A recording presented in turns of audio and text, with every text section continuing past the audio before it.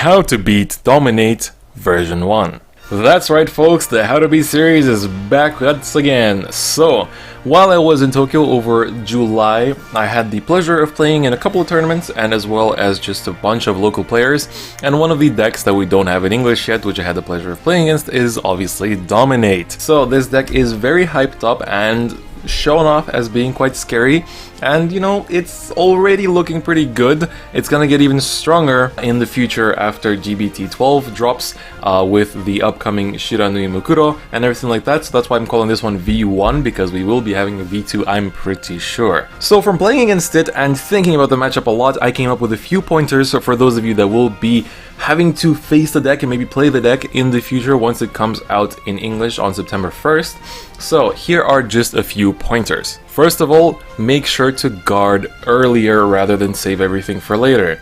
Let them only give you enough damage so you can do your necessary plays, and that's all. So if you're playing blasters, let them give you enough damage early so that you can do your Liu combos. If you're playing D-Robos like me, let them give you 2 damage so you can pull off Die Earth and all that kind of stuff, but don't let them give you much more, because you want to be letting them not do too much damage in the early part, and then when they start doing their dominate shenanigans, especially on second stride when they go into Mujin Lord, which tends to be their go-to second stride, is when you let them hit you at least once so you can get that damage trigger, and then their dominated rearguards don't hit you as hard, or if at all.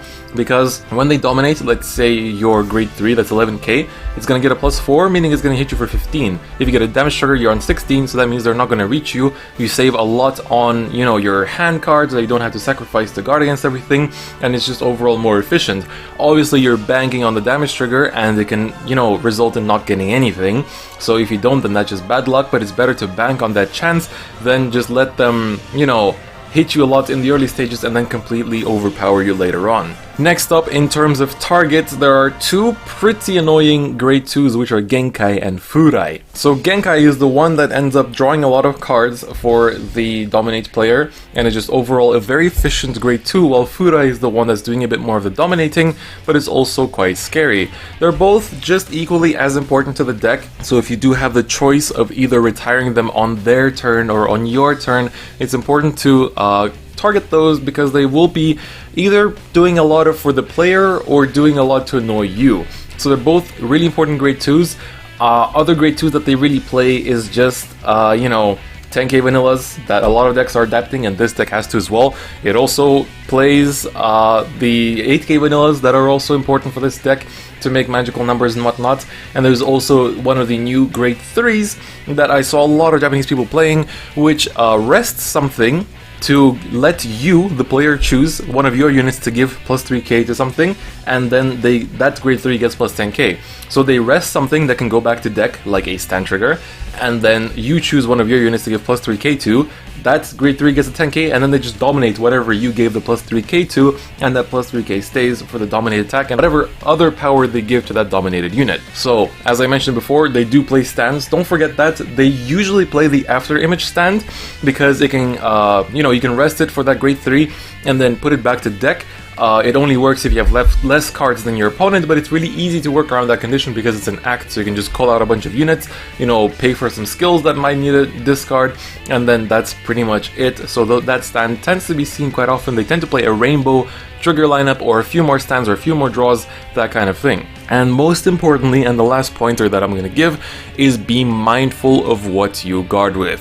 And try not to let too many grade 2s and grade 3s in the drop zone, because if you drop grade 3s, you know, whether they get retired or you drop them with perfect guards or for striding, which tends to be the main reason, it's gonna be cold back and it's gonna get 4k and hit you with a 15k.